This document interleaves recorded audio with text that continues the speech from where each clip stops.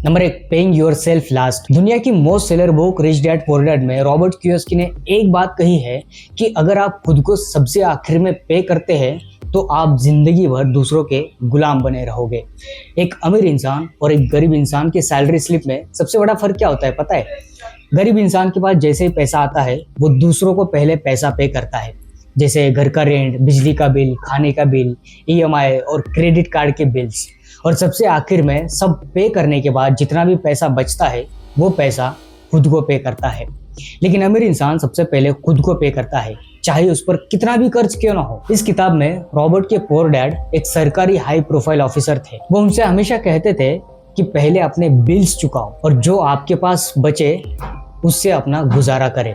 लेकिन उनके rich dad की सोच अलग थी।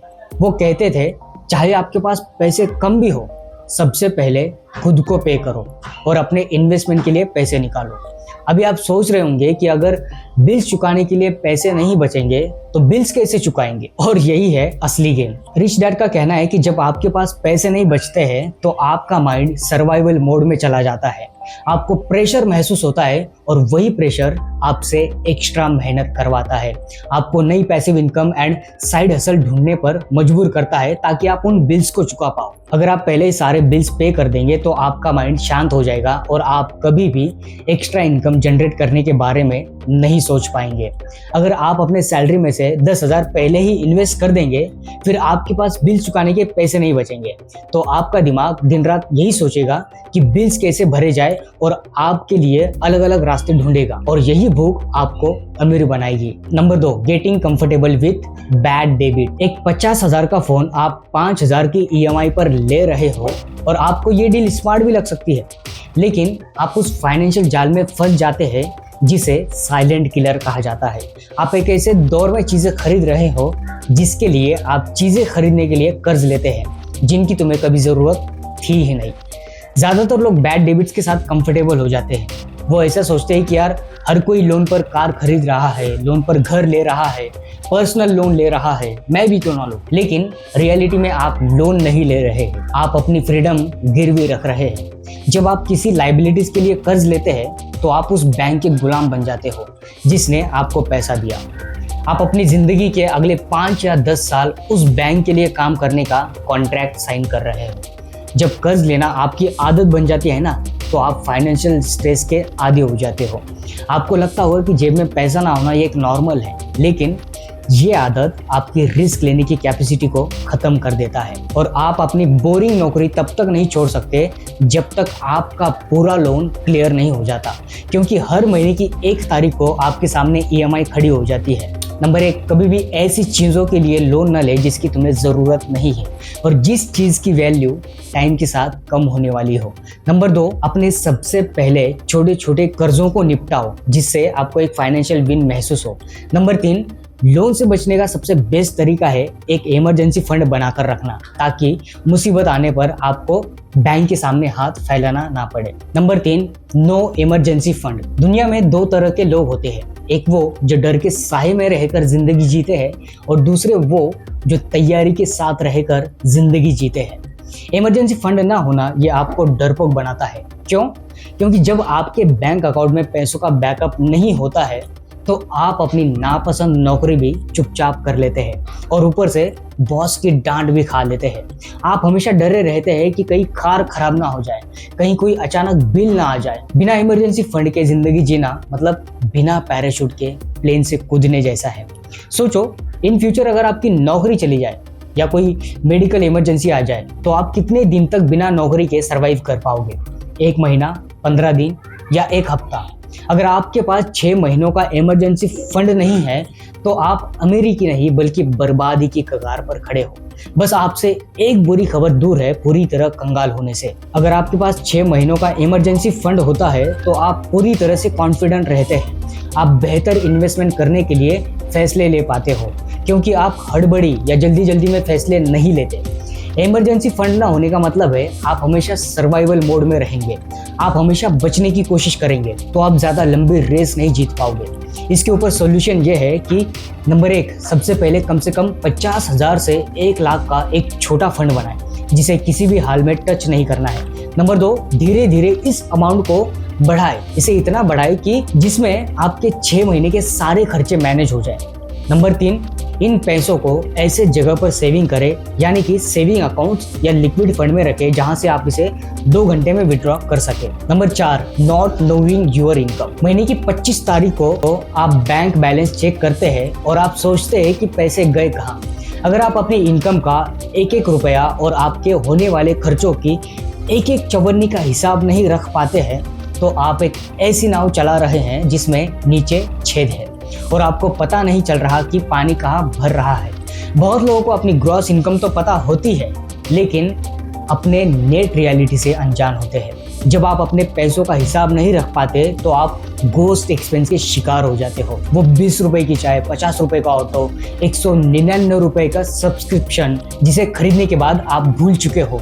लेकिन ये छोटी छोटी एक्सपेंसेस छोटी लगती है लेकिन साल के आखिरी में वो लाखों रुपए के बराबर हो जाती है। अपने एक्सपेंस को बिना डेटा के आप अपनी आदतें कभी सुधार नहीं सकते क्योंकि आप देख ही नहीं पाते कि गलती कहाँ हो रही है। सोचिए, कोई भी बड़ी कंपनी है जैसे गूगल, रिलायंस, बिना अकाउंटिंग के चल सकती है? क्या वो कंपनी के ओनर ऐसा कह सकते हैं कि हमारी कंपनी पैसा कमा रही है, पैसा आ रहा है, देख लेंगे बाद में पैसा कहाँ कहाँ खर्च हो रहा है? कभी नहीं। तो फिर आप अपनी पर्सनल लाइफ को एक कंपनी की तरह क्यों नहीं चलाते? आप अपने लाइफ के सीईओ हैं। अगर सीईओ को पता नहीं चलेगा कि कंपनी का कैश फ्लो क्या है तो ऐसी कंपनी बहुत जल्दी दिवालिया हो जाएगी। और हिसाब न रखने का सबसे बड़ा कारण है हमारा डर। हम डरते हैं कि अपना खर्च देखने से, क्योंकि खुद को पता होता है कि हमने कितना फालतू खर्च किया है। लेकिन एक बात हमेशा याद रखना कि जिस चीज को आप नाप सकते हैं उस चीज को आप बदल भी सकते हैं। बिना कैलकुलेशन के आप हमेशा अपनी औकात से ज्यादा खर्च करने के बारे में सोचेंगे।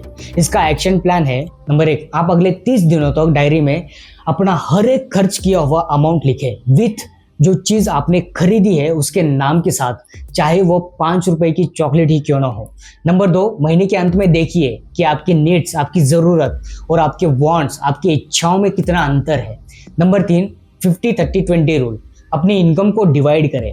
50% जरूरतों पर खर्च करें, 30% आपके शौक के लिए और बाकी का 20% सेविंग एंड इन्वेस्टिंग के लिए। Number 5, expensive hobbies. क्या आपके शौक आपकी कमाई से बड़े हैं? जब पैसों की बात आती है तो हम अक्सर कहते हैं कि जिंदगी एक ही बार मिलती है, मौज कर लो। लेकिन इसी शौक के चक्कर में हम ऐसे शौक पाल लेते हैं जिससे हमारी फाइनेंशियल रीढ़ की हड्डी टूट जाती है।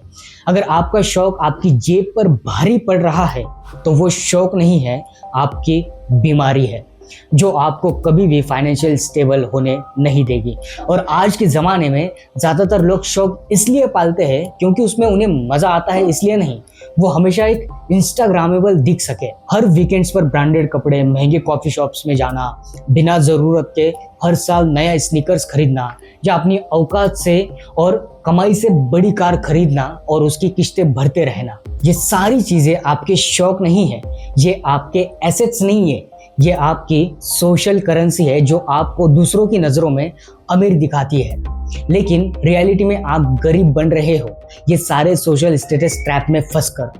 आप हफ्ते के 6 दिन जी जान लगाकर मेहनत करते हैं ताकि आप कुछ पैसे सेविंग कर सको, लेकिन सैटरडे नाइट को आपके दोस्त का फोन आता है और वो क्लब जाने के लिए आपको रेडी करता है।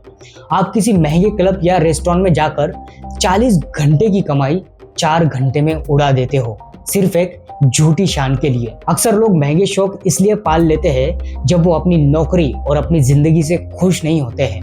वो अपने जिंदगी के खालीपन को भरने के लिए शॉपिंग या एक्सपेंसिव ट्रैवल का सहारा लेते हैं। इसे सोशल थेरेपी कहते हैं। इससे आपको कुछ देर के लिए तो राहत मिलती है लेकिन बैंक बैलेंस देखते ही वो नशा उतर जाता है। और इसका सॉल्यूशन है, नंबर 1, आप अपने लिए ऐसे शौक ढूंढिए जो आपको खुशी भी दे और आपकी जेब भी खाली ना करे, जैसे रीडिंग करना, जिम एक्सरसाइज या कोई स्किल सीखना। नंबर 2, अपने शौक के लिए अपना एक अलग फंड बनाएं। अगर उस फंड के पैसे खत्म हो जाए तो आपके शौक भी खत्म। नंबर 3, अगर आपको किसी महंगे शौक पर खर्च करने का मन करे तो 72 घंटे वेट कर लीजिए, बाद में अक्सर वो शौक ठंडा हो जाता है। Number 6, focusing purely on saving. बचपन से हमें सिखाया जाता है कि पैसा बचाओ, लेकिन आज की रियलिटी ये है कि पैसा बचाकर कभी कोई अमीर नहीं बनता। अगर आप अपने कमाई की सेविंग अपने घर की तिजोरी में या सेविंग अकाउंट्स में रख रहे हो तो इससे आप हर दिन गरीब होते रहोगे। बैंक की सेविंग अकाउंट्स आपको सेफ महसूस करा सकते हैं, लेकिन महंगाई और इन्फ्लेशन आपके उस पैसों की वैल्यू और कम कर रहा है। मान लीजिए इन्फ्लेशन 6% से हर साल बढ़ रहा है और आपका बैंक आपको 3% का रिटर्न दे रहा है उस पैसों पर। मतलब आप अपने पैसों का 3% हिस्सा खो रहे हो। सिर्फ सेविंग पर फोकस करने वाले लोगों के पास सोच की कमी होती है। वो पैसा खोने से इतना डरते हैं कि पैसा बढ़ाने के चांसेस छोड़ देते हैं। उन्हें लगता है कि मार्केट बहुत रिस्की है, पर वो ये नहीं सोचते कि अपने पैसों को काम पर ना लगाना उनके जिंदगी का सबसे बड़ा रिस्क है। जब आप पैसा सेविंग करते हैं तो आप अपनी मेहनत के लिए काम कर रहे हो। जब आप इन्वेस्ट करना शुरू करते हैं तो पैसा आपके लिए काम करता है। जब आप बैंक में पैसा रखते हैं तो आप बैंक को उधार दे रहे हो, लेकिन जब आप इन्वेस्ट करते हो तो आप किसी बिजनेस या एसेट्स के मालिक बनते हैं, और मालिक ही अमीर बनते हैं, उधार देने वाले नहीं। Number 7, paying too much taxes. सोचिए आपने एक पार्टनर के साथ बिजनेस शुरू किया। वो पार्टनर ना तो ऑफिस आता है और ना कोई काम करता है, लेकिन हर महीने आपके मुनाफे का 20% से 30% हिस्सा ले जाता है।